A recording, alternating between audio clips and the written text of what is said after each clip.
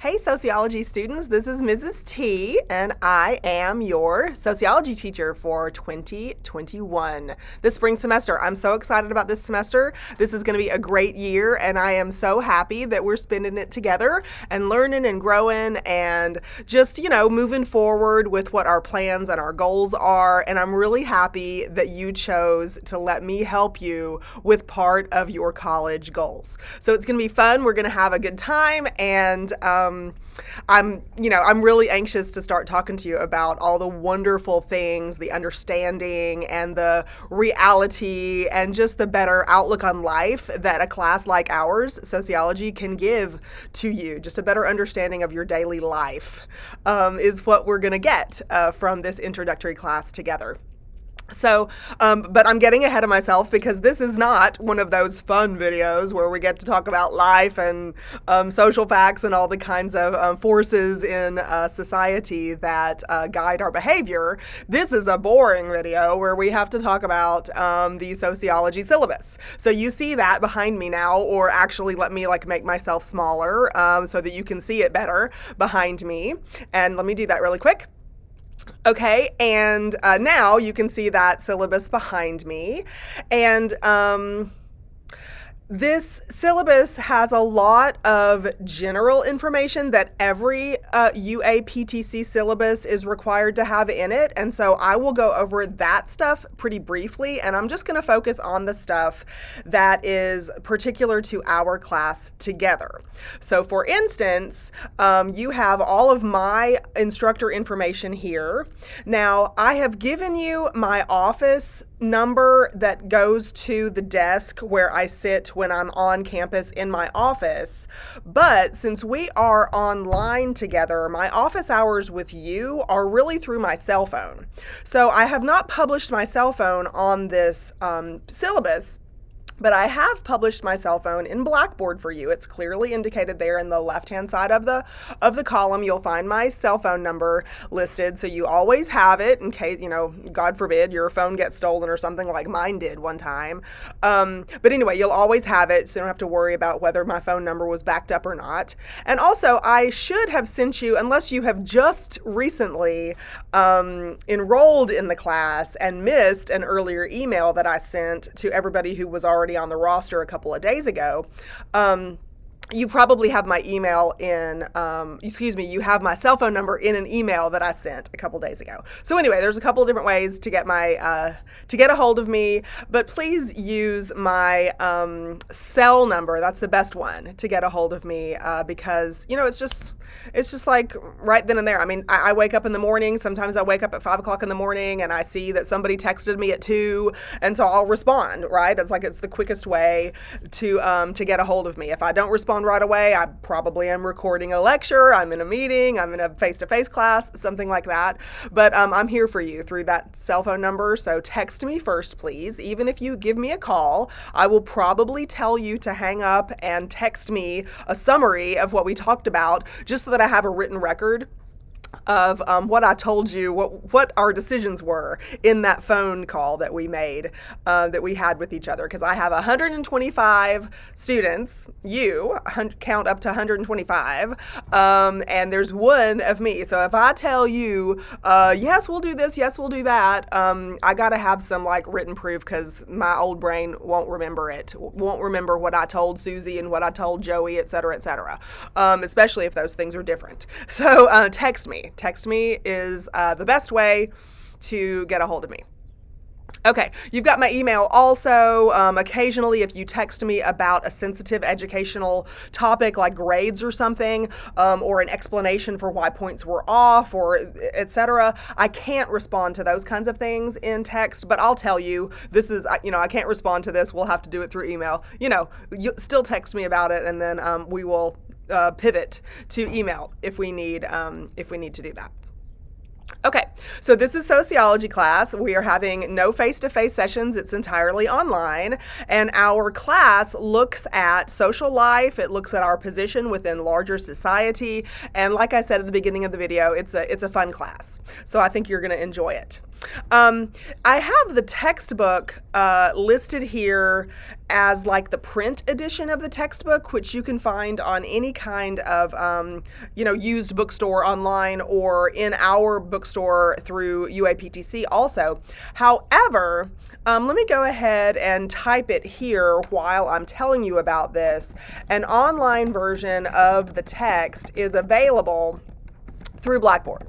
Now, you have to pay for it. It's not available free of charge through Blackboard, but there's a link in our Blackboard class. When you have access to that, I'll make it clear that you've got a link to where you can purchase an online copy of the textbook through Blackboard. Now, listen to the words that are going to come out of my mouth, please.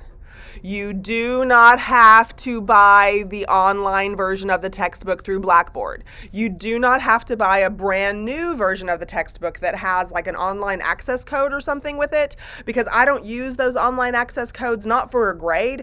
If you like them, they're really helpful. They've got good tutorials and flashcards and summaries of chapters and stuff. They're helpful. Some people love them.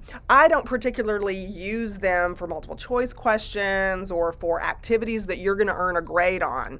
So if you don't want to buy a digital copy through our Blackboard class, that's your prerogative.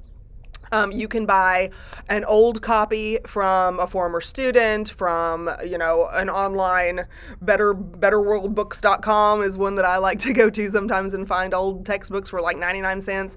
You can do whatever you want as far as getting access to the textbook, but you do need access to a recent edition of the textbook.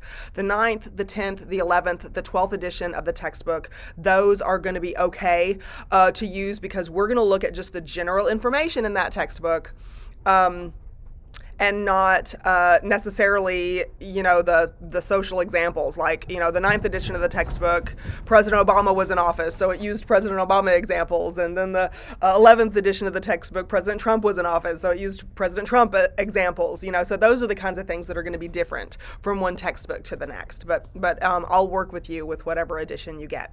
But get the textbook. And don't tell me, 4 weeks in, I don't have the textbook yet, because it's in the Blackboard class. You can click on it day one, okay? So, yes, you do need that. And this class fits into the general education requirements for most transfer degrees, but it's also an elective on so many technical degree plans. Like the culinary school uses sociology, cultural anthropology, and cultural geography as your 3 choices, and your only 3 choices. I teach all those, by the way. Your only 3 choices for your social science credit for culinary school, because we're going to be able to talk about differences in behaviors and attitudes and tastes and preferences worldwide. And so it's a really good class for you to have, so that you can be a business manager, you can have your own restaurant, you can work for a high-end kind of resort area or one of the casinos in town. You're going to need to know how different clientele, how their taste changes from one society to the next, or even from one religious belief system to the next. What can or cannot they eat, for instance. And so these kinds of classes, sociology, anthropology, and cultural geography, these kinds of classes give you that information. So I say all that to tell you why these learning outcomes are on here. We're part of the general education program. Even though you might not be getting a general ed degree, we are going to learn how to communicate effectively while we're in this class. Definitely analyze, do some critical analysis. We're definitely going to learn how to do that and practice doing that. And you're going to, in order to critically analyze, you're going to have to learn how to synthesize concepts.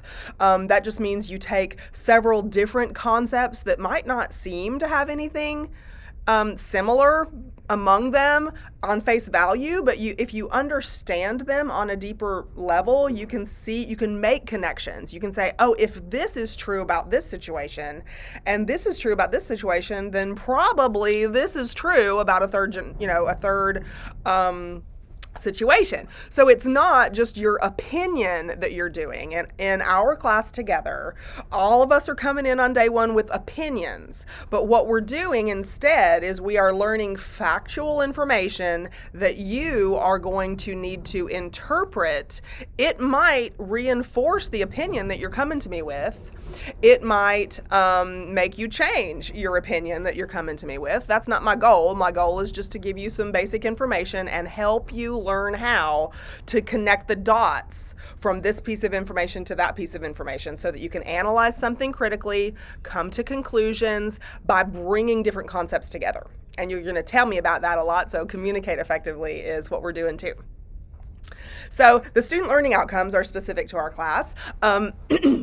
And you are going to really the whole semester. We start with this first learning outcome, We start with this first learning outcome here because really the whole semester, from day one until whenever we finish our final exams and grades are posted, really our whole semester is working on something called the sociological imagination. So it's number one, but we can't really test our ability to do that until toward the end of the semester because you got to have a lot of knowledge, you got to have a lot of practice in order to get those brains in gear to work like it's supposed to. So anyway, all of these 2, 3, and 4 learning outcomes with the different aspects to it, like social theories and groups and organizations, interpersonal interactions, poverty, social inequality, all of these key terms that you see in these other learning outcomes, those are all the different concepts that you need to be able to synthesize and tie together to draw conclusions, critically analyze, that kind of stuff. So anyway, everything that we do from day one to the end of class is going to focus on one or more of these learning outcomes, one or more part of these learning outcomes. Like we have a entire chapter on socialization really early on in the semester. So we are not going to go in order of these learning outcomes, but we're going to cover all of them between now and the end of the semester. Okay. So there are a few sections here on my syllabus that I'm going to skip now because they're on every single syllabus and they're a little bit more appropriate. That's not the word I'm looking for. They pertain a little bit more closely to face-to-face students if you're going actually on campus to a physical class rather than online students. But they are important for you to know that UAPTC has your back. We've got your back. Your faculty members have your back. We want you and us to be very safe and stay as healthy as possible and not be at risk when we're on campus together. And so we have a lot of safety measures that we've put in place given our pandemic situation.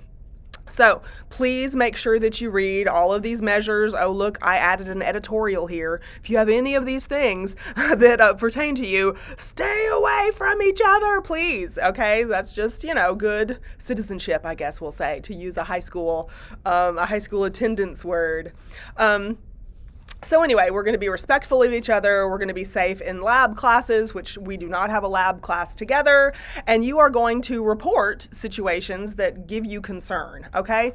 So here is a link on the syllabus. If you have a concern or a complaint, I hope not. But also if you have a compliment, please report those things because we learn from you. You need to tell us how good or bad we're doing. Good or badly, I think is the right word, we're doing. And so please take that opportunity to let us know. Let your voice be heard. Okay, so we are an online class and you are going to have at least 2 point-getting opportunities in my class every single week. I'm sorry, there's a dog fight going on behind me. Let me see for just a second. Gunny, come here, Gunny. Come here, Gun. Okay, so that's my pandemic puppy. Anyway, he just got a little aggressive there. So back to the points. You're going to have a couple of different opportunities to get points each day. I might have to stop this and go inside if they're going to play a little too rough because I'm the star of this video, not my doggy. Okay, it's quiet. So, in other words, attendance in an online class is based on what work you complete, and it's a federal standard that we have to follow, and so you must complete work every 2 weeks in order to be considered attending in an online class. And I've got our class set up to where you've got nice little small assignments, like a little quiz, like a little reaction paper, like a little Discussion posting, so we've got those pretty regularly, 2 a week at a minimum, 10 points at a time. And there's another video that I'm going to post that explains what the requirements are for that. It doesn't take much of your time. It just makes sure that you're keeping up with stuff in a responsible college level way. But there'll be a different video for you to watch where I show you what due dates are, and you'll know exactly what to expect for the whole semester. You'll be able to put it on your calendar right then and there when we watch the video. Okay, so here's how you earn your points in this class. It's 90 to 100 is an A. There's the point breakdown. But how do you earn points in the class? We're going to have 2 tests, one at midterm time, which midterm grades are due, I think it's March 10th. So you'll have your test due sometime before that. Like, I'm just going to guess, don't hold me to this, but maybe March 9th is when I'm going to have the midterm test due, and then the last test is going to be during final exam week. So that's sometime in May. I think it's the first week of May. And so that's when the 2 tests are going to occur. And intermittently, between now and midterm, you are going to have these last 4 things, 2 through 4. These are going to be your assignments that happen more often. The current event social analysis stuff that you're going to do is 50 points at a time. Sometimes you turn in these current event analysis things to me directly, and only I see them. Sometimes part of your 50 points is going to be through a discussion or a blog posting where you interact with each other, and come to conclusions through a discussion. So these current events or social issue projects, you are going to do 4 different ones between now and May, 2 of them before midterm, so we have a nice collection of grades for me to average at midterm, and 2 of them after midterm, so we don't, stuff too much in too early and not have enough toward the end. Weekly, you're going to have reaction papers and you're going to have quizzes. But we have 15 weeks in the semester, and these are 10 points each, and I only need you to earn 100 points. So even though we have 10 reaction papers, I have 14, that we have 14 opportunities here, 13 or 14 opportunities. I think the schedule is actually going to be more like 15 opportunities. So in other words, you don't have to do a reaction paper weekly. You do not have to do a quiz weekly. There will be an opportunity for a reaction paper weekly.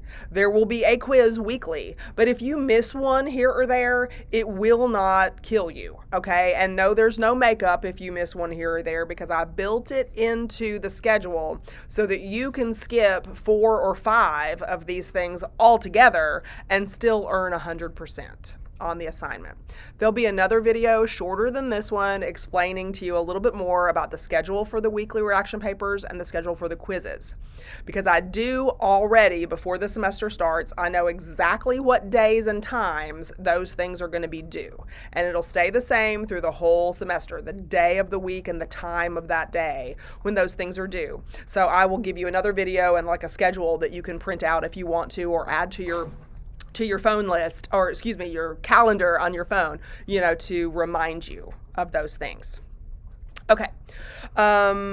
So again, another video will tell you more about that. This academic integrity section is the same on everybody's syllabus also, but please don't do anything that falls underneath this academic integrity thing. We want you to do your own work, the critical analysis and synthesizing concepts and communicating effectively, all of those general education learning outcomes that apply to our class. It's your thoughts. It is your ideas from your beautiful brain. And yes, your brain is beautiful, and you're going to make it even more in shape with me this semester.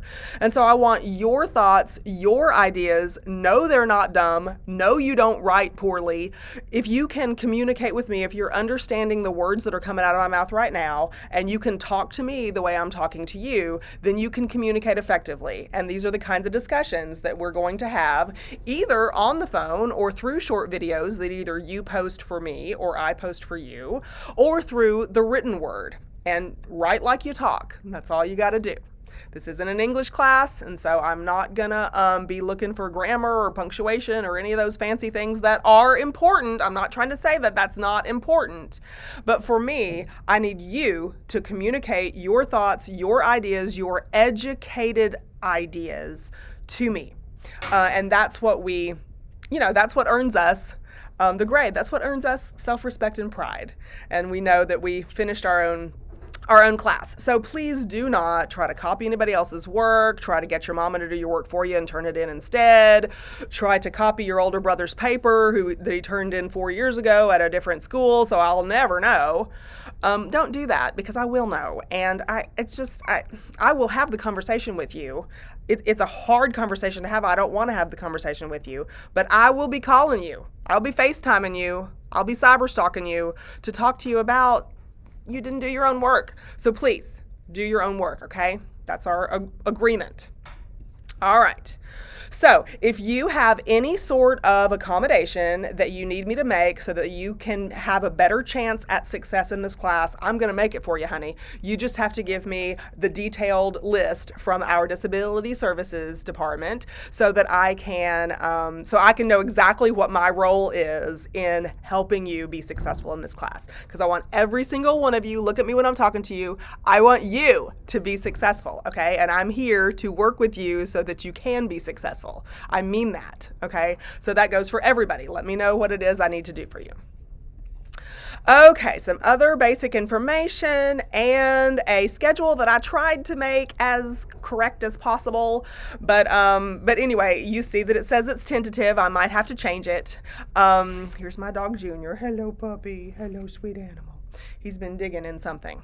Anyway, I hope that I don't have to change it too much. I want to try to stick to this as good as I can. This midterm test thing is pretty firm because the school schedules that, and definitely the last week of classes is firm because the school schedules that too.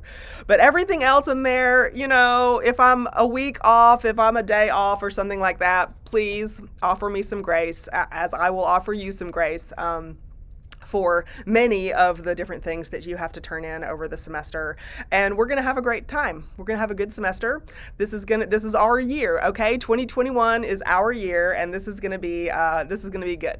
Okay, so you don't have to print anything off from this syllabus at all. If you stay in my class after the drop add time, then by default, you are accepting everything that I've just said in this video. You are accepting everything that I have printed in this syllabus, whether I went over it or not in my long-winded way. So there's this disclaimer at the bottom that it just says that. Okay, so if you stick with me past drop add, you're getting this, honey. This is it. So we're gonna work together till that last day so we can all be as successful as possible. And there'll be another video, like I said, to explain those regular recurring assignments. And then there's also gonna be probably in a third video, there's going to be a kind of a tour guide. I'll be like your tour guide through the Blackboard class so you can see like where to go to find everything. Everything will always be under course content in Blackboard, and there'll be a week 1, week 2, week 3, midterm test. These folders will appear in our course content as they occur. So when you click on course content during week 1, it'll say week 1, and you'll click on that and you'll see everything inside of it. And so everything you would have to turn in, everything that you would have to review or watch or complete would be in that week 1 folder. So, and then week 2 and then week 3, etc. But I'll do another little tour guide kind of video for you later. So, okay, text me, look at your email or look in Blackboard for my cell phone number and text me with your name and that you're my sociology student. If you haven't already, we'll save each other in our contacts list, and I am looking forward to this, y'all. So please don't be a stranger, and I will see you in another video. Bye.